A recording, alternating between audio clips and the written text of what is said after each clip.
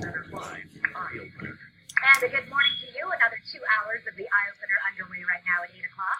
On this Sunday, September 27th, I'm Antoinette Antonio. And I'm Reed Lamberty. Good to have you with us this Sunday morning. As you can see, the Eyeopener's Emily Reamer joining us live as well in Philadelphia this morning, where she's been coming to cable visit all week long.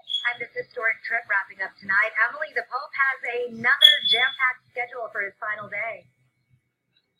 He absolutely does. It's been like this every single day of this trip, and it will continue that way for this last and sixth day. He celebrates Mass this afternoon, then back to Rome. We're going to have the details on his schedule today for you in just a few moments. First, though, I want to check in with Danielle and a check of your Sunday forecast. Good morning to you. Good morning, Emily. You see, Emily, with that coat on, you're going to need the coat if you're stepping outside the door right now.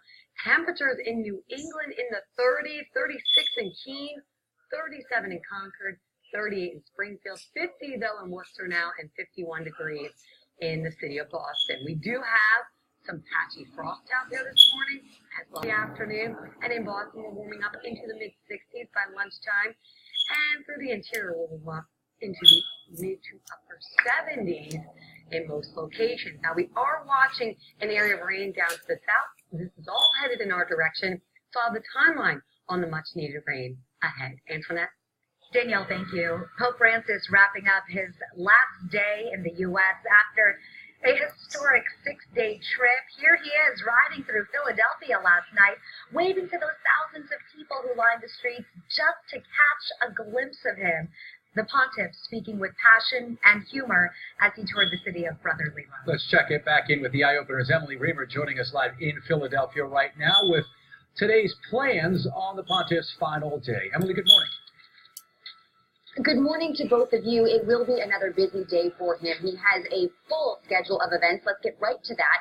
He starts about 9:15 this morning. He's going to be meeting with some bishops here in Philadelphia. Then he moves on visiting inmates at a correctional facility.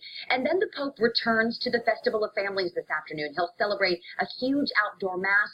And then at 8 o'clock tonight, he boards that plane and heads back to Rome. And you can stay with WCVB for the Pope's Mass. We will carry that live here on our air, online, and of course on the WCVB mobile app, and that coverage begins at 4 p.m. Now, the pontiff really living up to his name as the People's Pope during his time here. Francis visiting the country's birthplace early yesterday. He kissed a few babies, shared a moment with a young boy in a wheelchair. He discussed immigration and caring for the poor at Independence Mall, and this is a message that has really resonated with the people who hear him speak. Too often, those most in need everywhere are unable to be heard. Just wanted to reach out and hug him. It just felt had that feeling about him. Now, later in the night, thousands of people at that Festival of Families. It is part of the largest gathering of Catholic families in the world, and a local teenager at that festival even sang in front of that crowd of thousands.